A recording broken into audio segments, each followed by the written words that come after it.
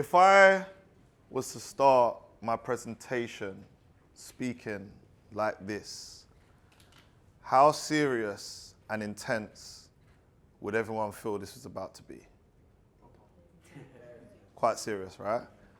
But if I was to start my presentation like this and I'd say, yo, my people there, my name is Tris Taylor, I represent Cut the Crap as well as Niche Group, we're based in Dubai as well as UK. And on top of that, I'm a sales trainer who's been training sales for the last 12 years and I happen to be very good at what I do. Feel a bit different, right? Yeah. That's sales. But more importantly than sales, which I want everyone to write down this word if you've got anywhere to write it down, is the word tonality. Now, I want you guys to remember that word. I don't know how long we've got, by the way, but kind of on what I want to do, to be honest. I want you guys to write down that word, tonality. Yeah? Now, has anyone heard that word before? Yeah? Anyone give me an idea of what tonality is? Anyone? No, because you're in the academy. Put your hand down. Anyone else? Vocal fluctuation. Oh, I like that. I like that. Vocal fluctuation. Anything else? What does tonality do? Is it the way in which that you deliver a message? Yeah? Yeah? What does it do? Anyone else? Influence. Influence? Huh?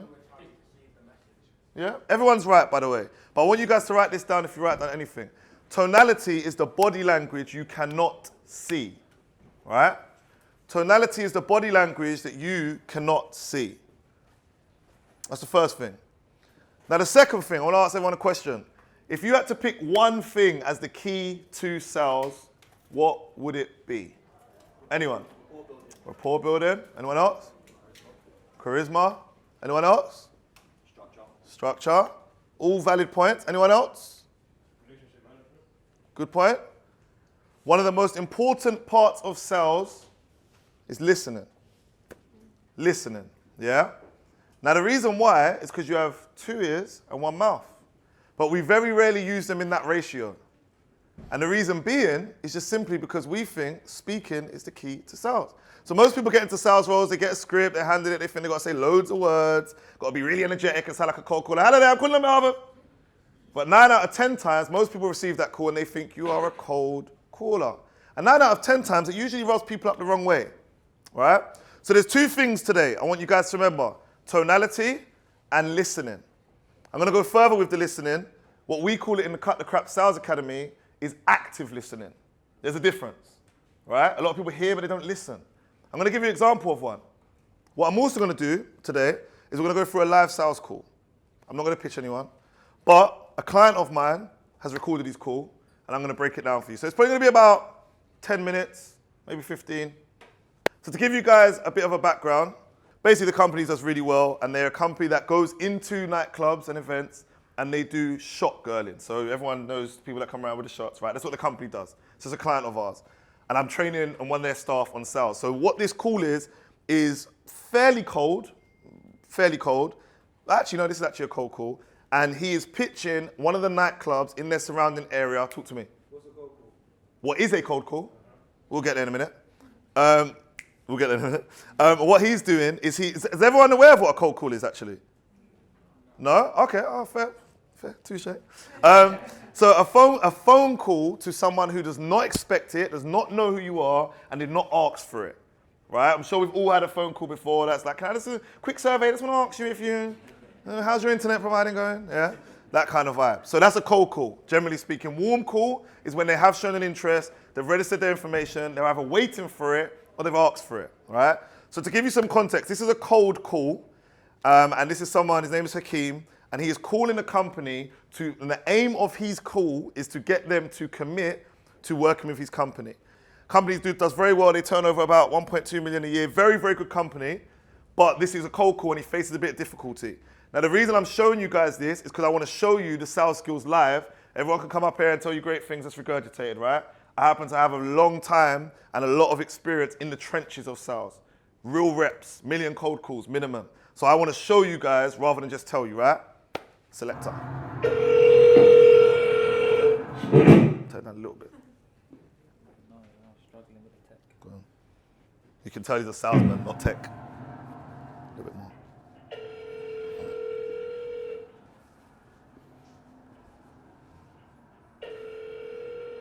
Real cool, by the way, real cool. Hi, you're right there. Is the general manager about today? General manager's not around Okay, it's just a small business inquiry. Obviously, been referred by some of the businesses who work in the area, but it is the general manager that I would need to speak to. What was your role there? Sorry. Pause. Anyone notice anything? Anything? They were trying to speak to the person in charge. Yeah? Good thing or bad thing? Depends what they want. Okay. He dismissed the gatekeeper. He dismissed the gatekeeper. Sounds rushed. Sounds rushed, but I want to stick on this point first. Yeah? So bear in mind, two things I want you to think about this whole call. Listening and tonality. Firstly, how's his tonality? It's all right. Not the best. Well, it's all right. We haven't really got enough yet. But his listening was what? Why was it poor? Anyone? I'll tell you why it was poor. Because if he analysed that situation and was actively listening, he would understand that that person has just shown their importance. You can speak to me. But what's he done? He said, it's the general manager I want to speak to. How would that make you feel? You feel like an idiot. Let's just cut the crap, yeah? Let's cut the crap. This is all this Gen Z stuff. Let's just cut the crap. You'd feel like an idiot, yeah? And that's exactly what he's just done there. Run it. What was your role there? Sorry. I'm one of his managers. Oh, one of his managers. Yeah. Obviously, we are aware that you were working. Stop. What'd you notice? Anything? Don't worry about being wrong. She's seen it to him. She's seen it too. To him, to the manager. He's No. Well, anyone else? So if you notice, she had said, you might have to go back a little bit, she had said, you can actually speak to me, something along them lines, run it back again.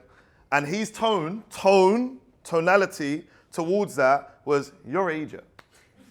That was a tone, yeah? Some of the businesses who work in the area, but it is the general manager that I would need to speak to. Stop. But it is the general manager I need to speak to you. He's made her feel like a child. Like, sorry, I need to talk to your mum and dad when they're available. That's what it feels like, right? However, let's really psychoanalyze this. She's not the decision maker, arguably, yeah?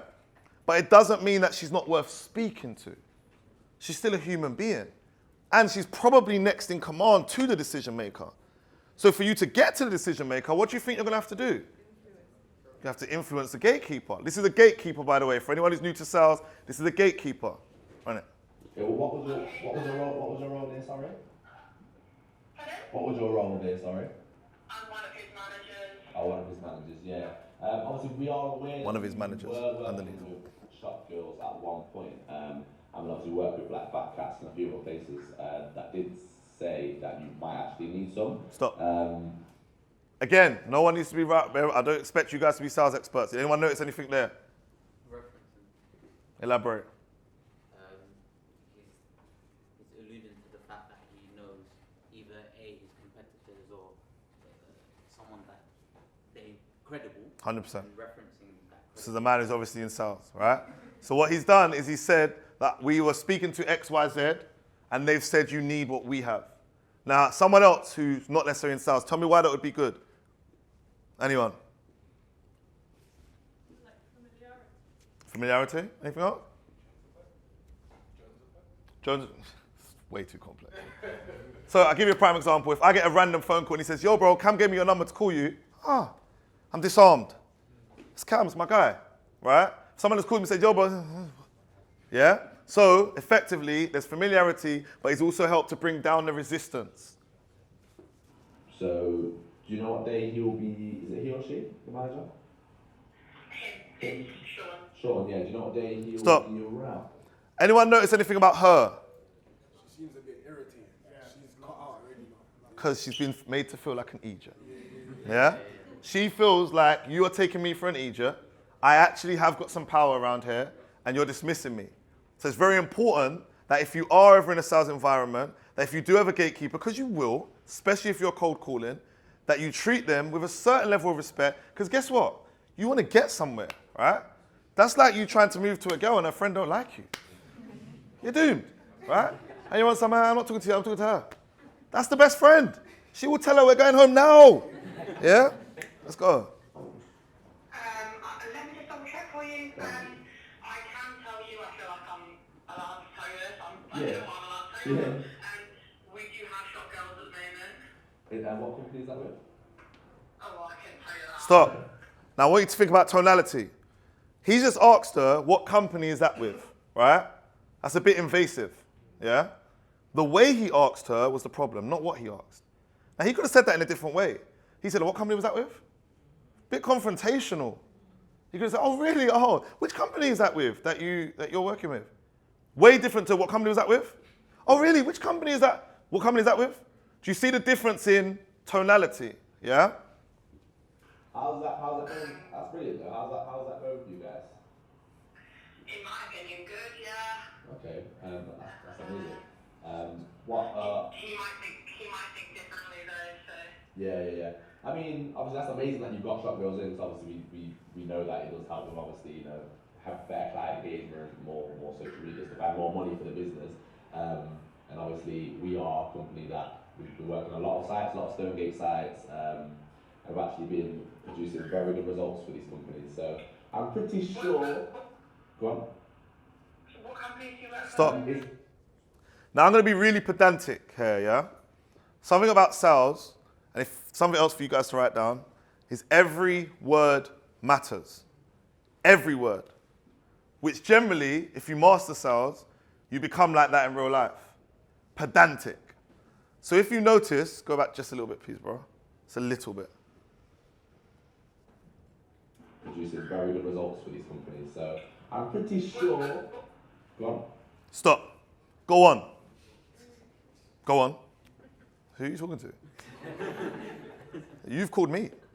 You've called me to find out who the boss is, and then you're telling me I should go on. Now, taking the humor out of it, very, very serious scenario. This is how I train, by the way.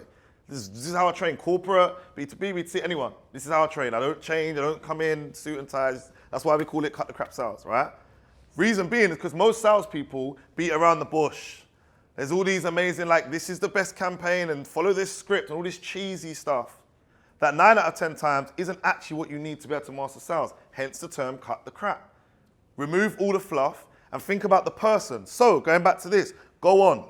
Now, to most people, that would seem like, well, he just said go on. It wasn't that deep. It is that deep. Every word matters. Go on. What companies do you work for? It's effervescent.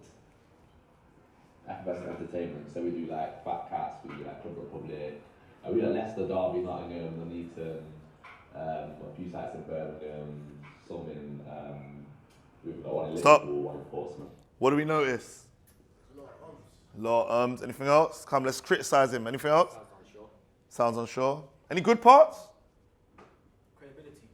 Credibility. How did he show that? Leicester. Listed some other clients, other testimonials. Say again, who said that? Spending power. Say that again, because of? Anything else? Anything else we analyze? I'm being told I've got to wrap up. It's mad. So we are growing quite quickly. My games. And we found that our methods are generally speaking kind of better than everyone else, which is why we've been so successful in securing so many venues. And all of our clients are very happy with us. So we're now on the stage of looking to expand a little bit more. So I mean, if he's open to... Mate, it's the last point. What did we just notice? What does that mean? 1 point, very good. Anything else? Think active listening. This is usually what separates sales masters with people that are average. One little thing. Good. Said, Guys in here, ask your missus how she's feeling and make her say, Yeah? Big problems. Yeah? Vice versa as well. Guys, I'm unfortunately being rushed. Yeah?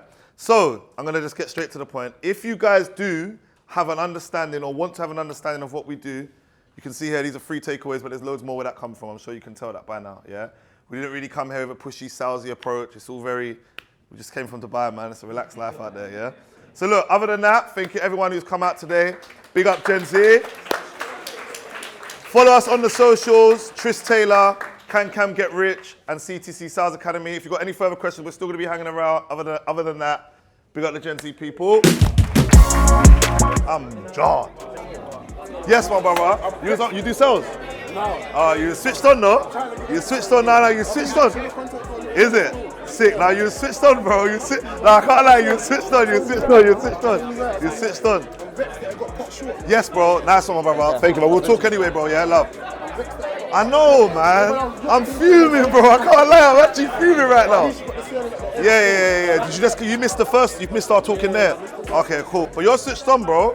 You should definitely look to get in the industry, bro, because you was picking up on things not many people was picking up on, bro. You lot are good salespeople. I'm a warm character. Yeah, bro. Let us know, man. We're here, but you definitely, you yourself, the fact you picked up on that, you should look into sales. Even if it's nothing to do with us, you should look into sales, bro. Trust me, because not a lot of people would have picked up on that.